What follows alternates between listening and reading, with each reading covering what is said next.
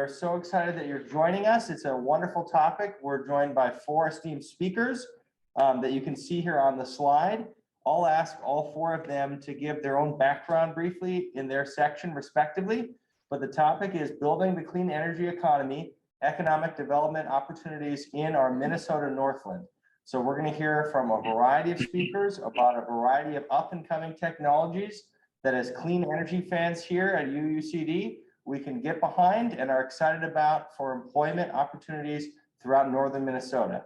So the context of this whole talk was we as a CCL group, Citizens Climate Lobby, wanted to provide information in a nonpartisan way to any candidate that was running this whole fall to have more information about what was available to them on the trail to advocate for if they wanted to see more clean energy opportunities. You know, that's a great catchphrase, but what does it actually mean or look like in a local context? So this is the following information we've presented to them and for you today.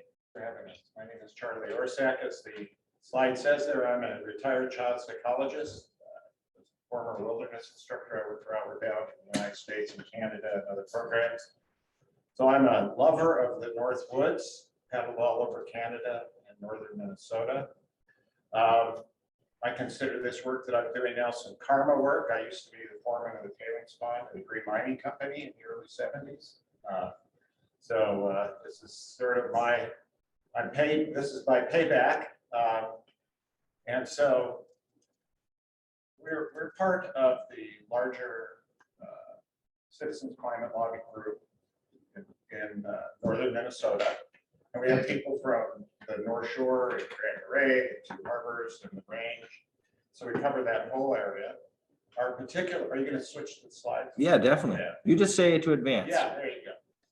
And so we're a subgroup of the larger group. And our particular interest is in new technologies as they relate to the mining and steelmaking industries and how we can, in the Northland, play our role and in this energy transition, and particularly in decarbonizing the steel mills.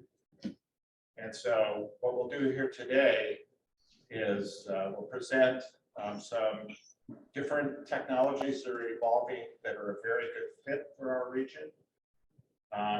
The question, we asked 2 questions. One is, are there win-win-win circumstances here? And for the Northland, meaning, is there a way to decarbonize the steel and mining industry that provides opportunities for good, sustainable jobs in the Northland? And at the same time, that they're practical and nonpartisan. Practical in the sense that can we find a mutual solution that many people can get behind, regardless of which the way you see things, that avoids the complications of non-ferrous mining. We have an existing mining industry. The reason this is important is that worldwide, the steel industry accounts for about 9% of carbon emissions. With these new, for every ton of steel, approximately 2 tons of carbon dioxide is produced. And so this is a necessary area that we need to focus on decarbonizing. There are the other part of this, though, is that we're in the midst of some things that are happening that we know of. And I believe here I'm literally preaching to the choir. That the climate change is happening now, that the clean energy revolution is happening. Next slide. And if we're as a community, if we're going to get on board, we need to do it now, because this is no exaggeration, because there will be trillions of dollars spent and millions of jobs created. And we're in a really unique position here. If you look at the ingredients that are needed to be kind of a pivot point for this decarbonization that we have in home. We certainly have the iron ore.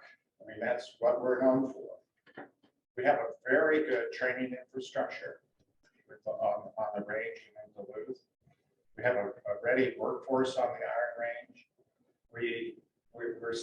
Russ can address this more than I can, but we sit on a kind of a very good spot on the electrical transmission grid.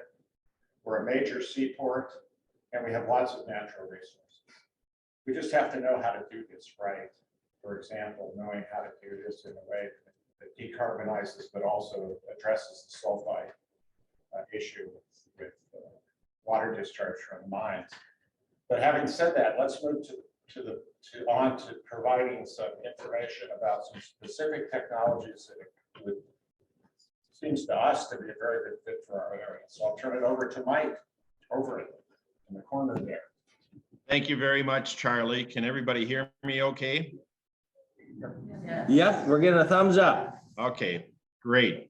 So I am Mike Overend, and I live in Two Harbors. I'm a retired veterinarian, so I have no professional credentials in energy policy or in topics as we're speaking about, but I have a very strong interest in this, and I know that these are very important topics, and this discussion is very important not only to our region, but also really to the future of our planet, because the things that we're going to talk about today are truly important climate solutions. So I'm going to talk about the Form Energy iron air battery, and it is designed to be technology that will be critically important as a climate solution and help to potentially provide for permanent strong job growth for our iron mining industry, and at the same time be new environmentally friendly manufacturing jobs that can support families and communities in Northeast Minnesota. It is important to understand that this technology that I'll speak about does not, and I'll say it again, it does not require politically controversial copper and non-ferrous metal resources or the long geopolitically sensitive supply chains that have been talked about. So I'm going to ask for the next slide, please, Brett. And there we go. And so our energy sector has a major problem, and that is that over 60% of our US and global electricity production came from fossil fuels in 2021 and continues to be a major source of fossil fuels continue to be a major source of energy in our world. And the consequence of this is that fossil fuels are a huge source of pollution and waste and extra expense. It's much more costly to run fossil fuel for our energy source. I'm going to ask to go to the next slide, please.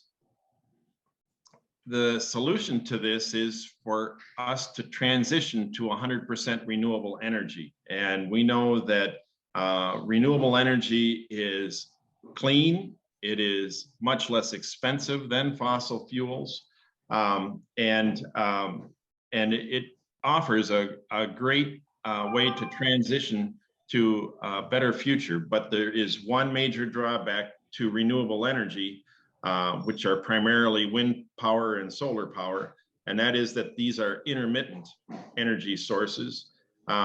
And when the wind isn't blowing and the sun isn't shining, they're not providing the power that we need. So in order to provide that 24/7 reliability factor that we need, it's important for us to be able to integrate an advance in our power system that requires utility scale battery energy storage.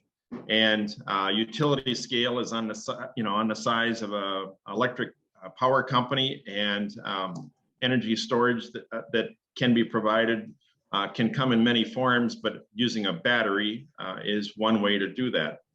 So there's a company in Massachusetts named Form Energy that has identified this problem as a significant opportunity.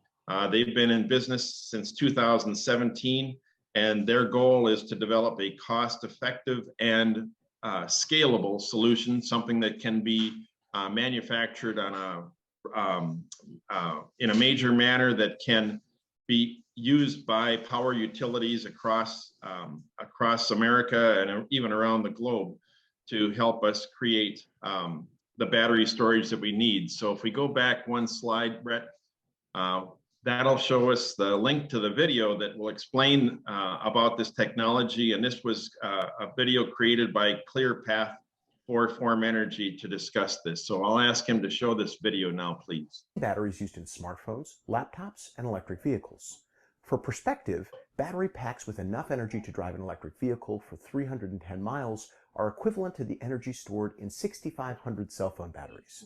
And batteries with sufficient energy storage to power an entire city, like Minneapolis, during a 4-day storm would require the energy of 600,000 EV batteries. We already see critical supply chain challenges with lithium ion, yet we need exponentially more supply to accommodate enough storage to support a reliable grid. Lithium-ion batteries work best for shorter-term storage. To store vast amounts of electricity, like during extended storms, we need new, cost-effective technologies capable of storing electricity for multiple days. Fortunately, innovators are emerging with new battery chemistries that hold promise for cost-effective, long-duration storage that can be deployed at grid scale. One of those companies is Form Energy. Form was founded by energy storage veterans who came together with a mission to reshape the global electric system by creating a new class of low-cost, multi-day energy storage systems. Form conducted a broad review of available technologies and selected something truly different from the vast majority of other approaches underway. A technology that's been known for decades but never truly commercialized: a rechargeable iron-air battery. Form believes iron-air is the best long-duration grid-scale storage solution due to its extremely low cost, safety, durability, and global scalability. Form is reinventing the iron-air battery, optimized for multi-day energy storage. It's essentially a reversible rust battery that charges by using an electrical current to convert rust back into metallic iron while breathing out oxygen. On discharge, the battery breathes in oxygen from the air and converts metallic iron to rust.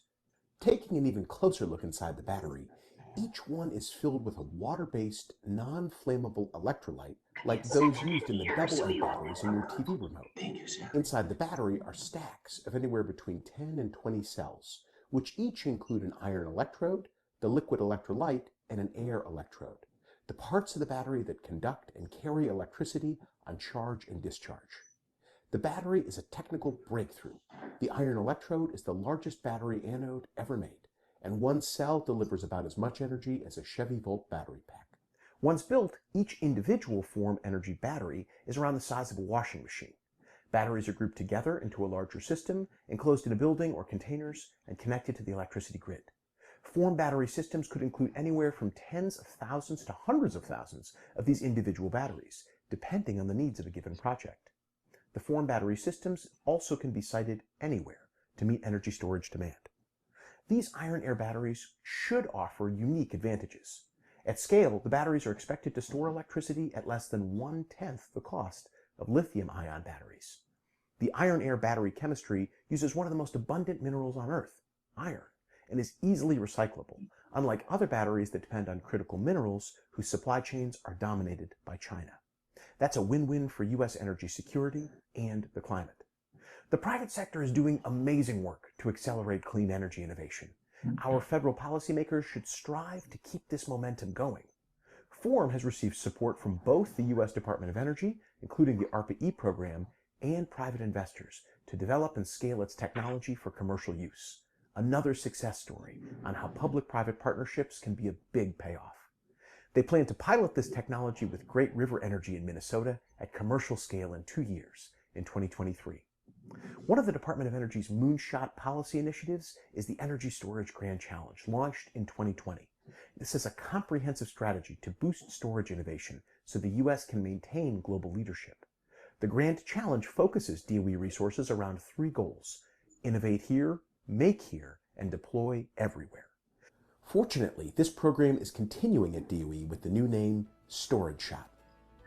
By investing in demonstration and commercialization, we can accelerate the deployment of next-generation energy storage technologies that can be made in America and exported around the world. Thanks for watching.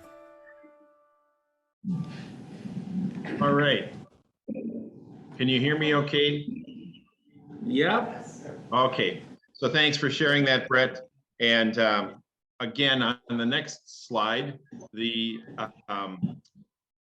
Form's multi-day battery energy storage system makes renewable energy the 24/7 reliable energy source we need for both our routine and our emergency future energy needs. And importantly, Northeast Minnesota, our region, has the unique resources that really fit beautifully with what Form Energy technology needs to be manufactured. And we have the skilled workforce, we have the abundant iron ore, we have the ability to make more advanced iron ore products like direct reduced grade iron that could potentially be incorporated in those batteries. Their iron that they're using is proprietary, so we don't know exactly what type of iron they are using, but we know that it's somewhere within the scale of what we could provide. We have abundant electrical infrastructure, highway and railroad infrastructure, and even the ability to use the Duluth Seaway Port Authority to help with the manufacturing process. Next slide. So that makes us a perfect home, potentially, to manufacture Form Energy iron air batteries. And so these, again, this technology offers a unique and powerful economic development opportunity for Northeast Minnesota and for our iron ore industry. And supplying the raw materials for this major new industry could create a large number of permanent iron ore mining and value-added jobs to create more advanced iron products to feed that manufacturing. If Form Energy can be recruited to Northeast Minnesota, their iron air multi-day battery technology offers a large number of permanent manufacturing jobs in our region in an entirely new energy sector. And importantly, this technology also creates the opportunity for additional new Minnesota iron ore value-added industries and permanent jobs that would require the source of 100% renewable energy that is helped with these big batteries as well. So industries like carbon-free steel manufacturing that the United States Steel and the world really, these industries are trying to decarbonize and clean up their products as quickly as they can. That's going to be discussed by my colleague Eric Enberg here in just a couple of minutes. But these batteries could help significantly with making that type of steel manufacturing, clean steel manufacturing available.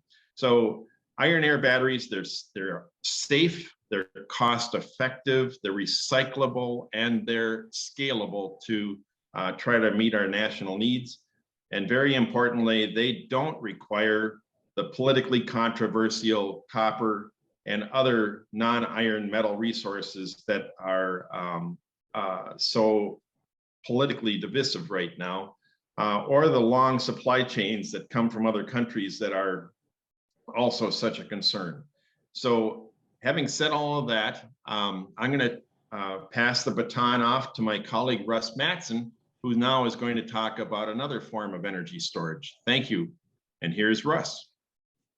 Yes, thank you. My name is Russ Mattson, and I have a career as an electrical engineer. I've worked for electric utilities, consulting engineer, and I presently work very part-time for electrical manufacturer.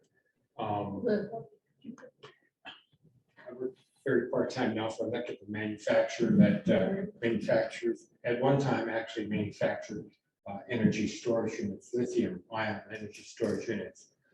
So I have over 25 years of working in the electric industry. So there's other technologies. That can supply the needed energy storage. was a study done last year by Enberg, which is the National Renewable Energy Laboratory in Boulder, Colorado, and they identified that the energy storage necessary to meet the goals of 2050 required 3,000 times more battery than are installed today. So, but which is quite a hill to climb. But there's other technologies that can meet this energy storage need, and one of them is pumped hydro. So let's go to the next slide here. Oh, okay. Pumped hydro essentially are the world's largest batteries. Today, they supply in the United States about 93–95% of all the energy storage that's used in the United States. It's an existing technology. It's an old technology, over 100 years old, and it's like I say, it's being done today in many different locations. There's actually in the United States, as far as pump hydro, there's over 70 stations larger than 100 megawatts, which is about the size of the Thompson station on the St. Louis River in Jacob State Park. And like I said, it's been used for over 100 years. Let's go to the next slide here.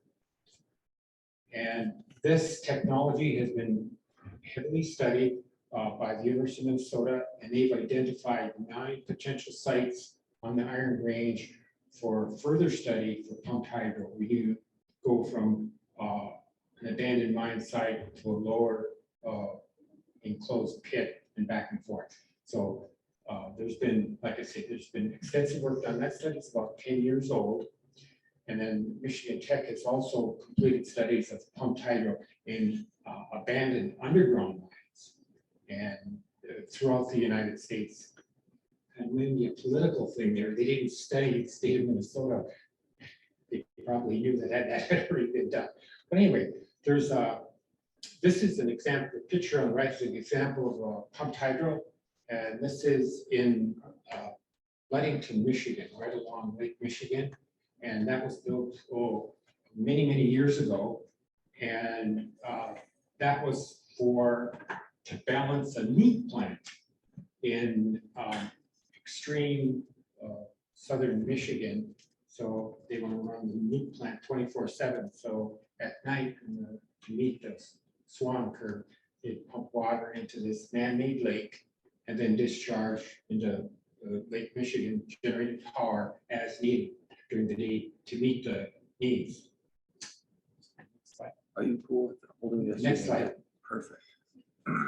But there are also other energy storage forms that are suitable here as well. And these have been studied by the University of Minnesota. One was compressed air energy storage, basically just pressurized air or gas underground and then releasing it and powering a turbine. There's a couple of these in operation today. One's in California, it's 300 megawatts, which is pretty large, and one in Alabama. And like I said, the University of Minnesota has studied this, and because of our unusual, they've looked at it on the range because of the unusual geography, and in addition, because of all the transmission facilities that are available.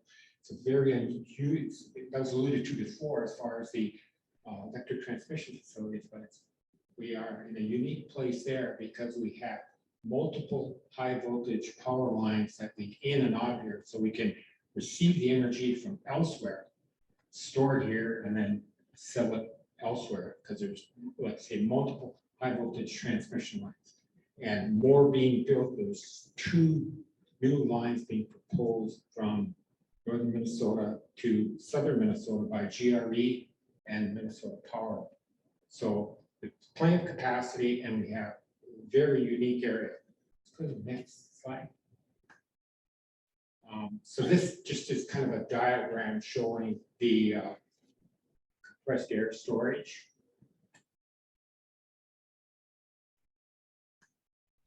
But there are also other technologies for energy storage that are suitable in Northern Minnesota that have already been installed or are in use. There's one shown in Switzerland, and these are very simple, straightforward technologies. Don't need any new chemistry or advances. These are being used today. They're called gravity energy storage. During the time of excess or the renewables are available, you raise the weights, and then when the power is needed, you lower the rates. You lower the weights down and generate power. And one on top there is in Switzerland. And then they show another way that is proposed to do this. It's just to use buildings. And this is another situation too. You could use, for instance, large buildings could be used for energy, just simply used for energy storage, raising and lowering the weights in the building. Very simple, straightforward design. Okay. And then another twist on this is in this gravity energy storage system is using gravity energy storage in underground mines. And this is also, there's also an installation here showing an installation in the Czech Republic and an abandoned mine. And this particular installation is rather small, 48 megawatt hours. And but there's plans to build, install this in some other facilities that as large as 25 megawatt hours. Okay, so I'm Eric Enberg. I'm a family physician in West Duluth, and my wife and family and I live in Hermantown and have a small organic farm over there as well. I'm going to talk to you today about molten oxide electrolysis, which is a pretty cool way of producing green steel without carbon. So this is going to be a big deal. This, along with the use of hydrogen to create a direct reduced iron, is going to be a really important way to green up steel, which produces somewhere between 8 and 10% of worldwide greenhouse gases.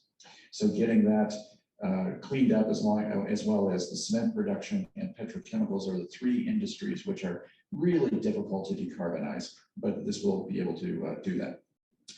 You do need to have cheap renewable electricity for this. Burning fossil fuels is not going to produce electricity that's going to be nearly cheap enough to make this an option. But it does also offer some real opportunities for the Iron Range.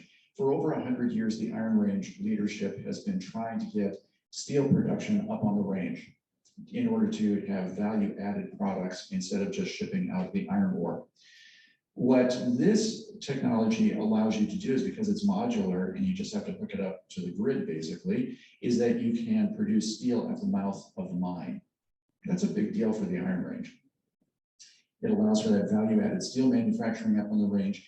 And because it's using green electricity, it is immune from carbon pricing. Commercialization is going to start around 2025, 2026. Potentially a large number of diverse jobs for the range, not only in steel production, but when the steel is hot, you can also manufacture things because it's hot and malleable. So there's manufacturing jobs that could potentially come with this as well. Next slide, please. And we only actually have a conclusion slide. And so since we don't have a video, can you just share, like, what does the process look like, Eric? Oh, sure.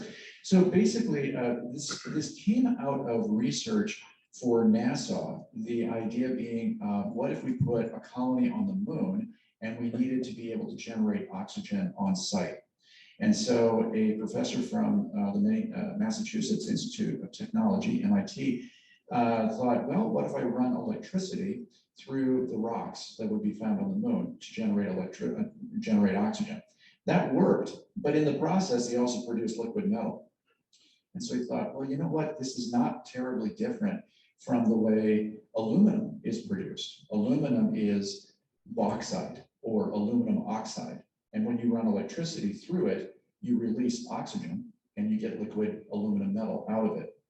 The same idea is what is the idea here, is that you take a low to mid-grade iron ore, you run a lot of electricity through it, and you dissociate the rust, you dissociate the oxygen from the iron, the waste product is oxygen, and you get liquid metal as a result, which is a pretty cool way of doing it. It takes a lot of electricity to do it. It takes about 5 megawatts of electricity to produce 1 ton of steel by this method.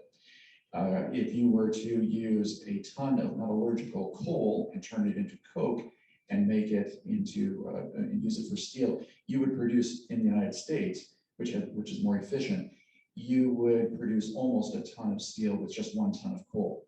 It takes almost a ton of coal to make a megawatt of electricity if you do it by a coal-fired power plant. So 5 megawatts of electricity for this process through a coal-fired power plant would not be economic.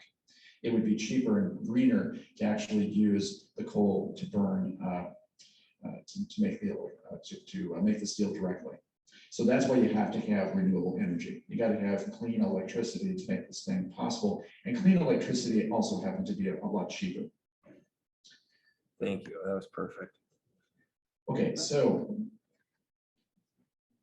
in kind of in conclusion here, the steel industry is committed to decarbonization, and job creation through the iron industry is proven, and it's available now. Both of these ways of producing steel in a clean fashion are actually economically possible right now, because green electricity can be purchased for $15 to $30 per megawatt, and that means that you can throw 5 megawatts of green electricity into steel, and you can make it happen. We all can agree that you need to have family supporting long-term jobs, and these 3 technologies are non-toxic, which is a really important thing. That's everything with batteries. Everything is moving towards what can we do that is going to be non-toxic and is not going to produce carbon in the process. It also doesn't have, these 3 technologies also do not have long supply chains that stretch across the seas as well, which can be interdicted. And finally, everything that we do to try to get a handle on this carbon problem and all the things that we can do for carbon action, climate action, such as carbon pricing, raising energy prices and regulations, all of these things are going to drive these technologies and therefore redound to the benefit of the Iron Range. That's an important point. The Iron Range definitely should not be holding back. The Iron Range should definitely not be timid about these technologies. It should go headlong into these technologies. These things are going to be going forward no matter what we do as far as climate action. Are there any questions? Woo! All right. Thank you all so much. Mike, you can still hear us too, right? Yes. Okay, great. So we've got all 4 of our resident experts, self-proclaimed experts. And at this point, we've also saved a good 15 minutes for Q&A. So at this point, I'm happy to be the guy on the street, wandering around, giving Sally a break here for today. And then I'll just go back and forth between the speakers. Hi, I'm wondering what kind of reception this is getting among leaders up on the range. Who wants to take that?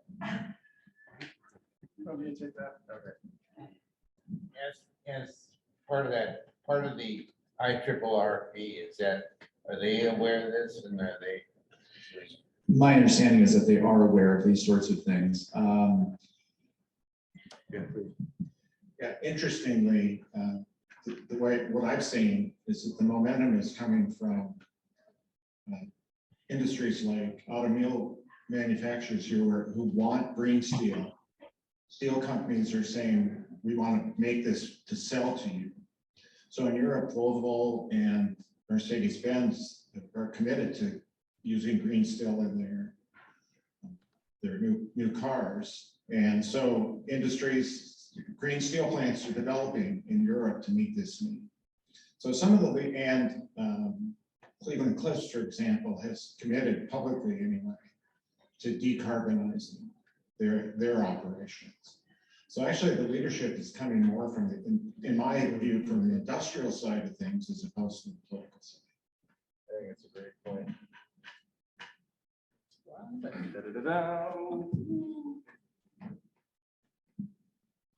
Could I add something, please? Well, just hold on a second. We're just asking another question, Mike, and then you can jump in on both. Okay, on the hydro, if we run out of water, how will hydro work? And I know we've got seawater, we can work with that, but that's not in the middle of the country, and I'm just wondering about hydro. Like how at risk are we for like not having enough water for it?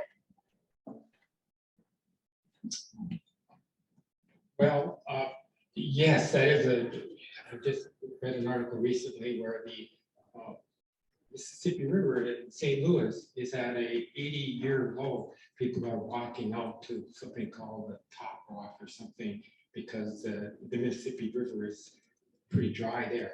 But we live in a unique place. We have a potential situation to move water back and forth between the tributaries that flow into Lake Superior, from Lake Superior up to storage and back.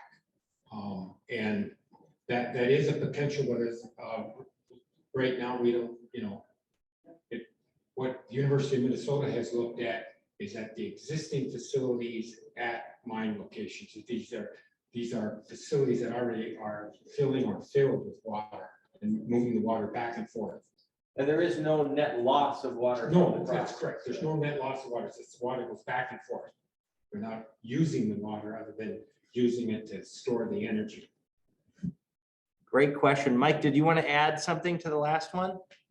Yes, if you can hear me okay, I was going to say that with the recent passage of the Inflation Reduction Act in August, the amount of discussion and just the amount of discussion about these topics, I think, has been increased dramatically. And I was going to say that, as Charlie had mentioned, that there's demand from the companies that are buying steel to ask the steel companies to make clean steel. An important aspect of that is that the federal government, which is one of the biggest consumers of clean steel, has indicated that they want clean steel available. So that's a huge demand that's built right in into the process of moving our clean steel production forward. And there has been, as I said, more discussion. So 1 week ago, last Friday, on I believe it was October 7th, the Almanac North program had a special 1-hour episode that discussed the future of mining in Minnesota, and many of these same topics were discussed. And it's well worth watching for anybody in the audience to consider streaming the Almanac North episode from October 7th. And so I just wanted to share that, again, I have seen much more discussion about all these topics in the media. And I believe that that it's important for us to continue to raise these questions and raise these topics in everyday conversations with people that we meet with and interact with every day to try to help make awareness of this part of the public discussion, because these changes are going to happen soon, and we can either be on board with these changes and take advantage of them, or wish that we had if they go to other communities. I'll stop there. Well put, Mike. Yeah, no, and for everyone listening in, or here live, we will make sure in the recording that will be available. We are recording this right now. If anyone's interested in any of the links to the videos or to the talking points for your own benefit and conversation, we'll make sure to include that in the weekly connect that Sherry is going to be sending out. So it'll all be in the description notes, because I do think that that is the whole goal, right? To have all of us become more aware, conversant, and comfortable talking about this, that there really are homegrown climate solutions out there for us. Yeah, go for it.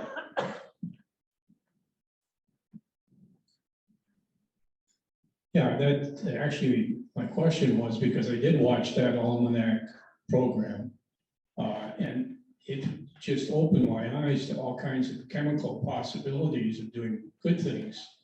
And the guy that was presenting it was not a young man, and grizzly gray beard and kind of a down the street friend talk.